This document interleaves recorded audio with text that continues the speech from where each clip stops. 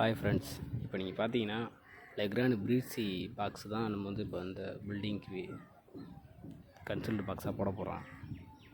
இப்போ வந்து இப்போ இதில் பார்த்தீங்கன்னா இப்போ ப்ரீட்ஸி லெக்ராண்டில் வர்ற பாக்ஸ்லாம் ஓரளவு குவாலிட்டி நல்லா தான் இருக்குது. ஆனால் மற்ற பாக்ஸ்லாம் பார்த்தீங்கன்னா முழுக்க இது கலாய் கோட்டிங் தான் இருக்கே தவிர ஃபுல்லாகவே வந்து மெட்டல் தான் இருக்குது, இரும்பு தான் இருக்குது.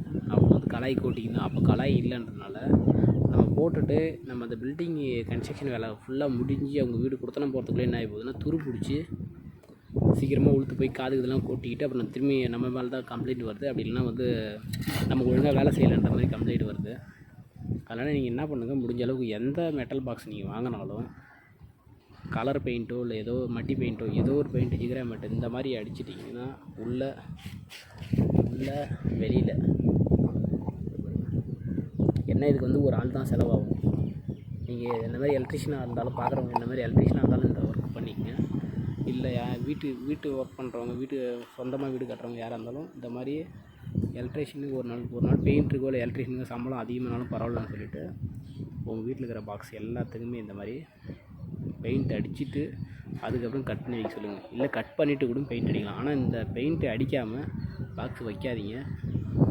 நிறைய வீட்டில் வந்து ஃபால்ட் அட்டன் பண்ணியிருக்கோம். ஃபுல்லாகவே வந்து சுவிட்ச் பாக்ஸ் கைட்டிட்டு விழுதுன்ட்டு போய் பார்த்தோன்னா அந்த இவ்வளோ பாக்ஸில் வந்து இந்த இடத்துல ஸ்க்ரூவை உட்காரத்துக்கு இந்த இடத்துல ரொம்ப சின்ன காது தான் இதான் கொடுத்துருப்பாங்க. இந்த ப்ராக்கெட் தான் கொடுத்துருப்பாங்க.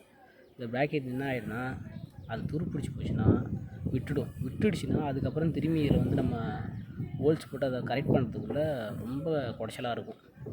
ஓகேங்களா, ரொம்ப தொல்லையாகவும் இருக்கும்.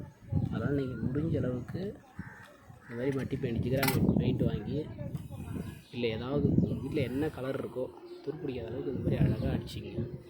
உள்ள வெளியில் ஃபுல்லாகவே அடிச்சிங்க. அடிச்சுட்டு போடுங்க. ஏன்னா வீடுன்றது ஒரு டைம் தான் நம்ம கட்ட போகிறோம். நம்ம முடிஞ்ச அளவுக்கு குவாலிட்டியாகவே போட்டுங்க. இது சின்ன வீடு தான், நார்மலான வீடு தான். இது ஒரு 10 சதுர வீடு. ஏன் இவ்வளோ பாக்ஸ்னால் அதே மாதிரி ஜங்ஷன் பாக்ஸ் வந்து பார்த்திங்கன்னா ஒரு ஜங்ஷன் பாக்ஸ் 4way 3way அந்த மாதிரி ஜங்ஷன் பாக்ஸ் பிளாஸ்டிக்கில் எது வச்சாலும் ஒரு 15 வருஷத்தில் அது மக்கி போய் உழுது போய் கொட்டி அதுக்கப்புறம் 15 வருஷத்துக்கு அப்புறம் திரும்ப ஒரு 30,000 40,000 செலவு வரும். அதுக்காக இந்த வீட்டில் எல்லாமே ஃபுல்லாகவே மெட்டல் பாக்ஸ் 2 மாடல் தான். அதனால தான் இவ்வளோ பாக்ஸ் இருக்குது. தேங்க்யூ.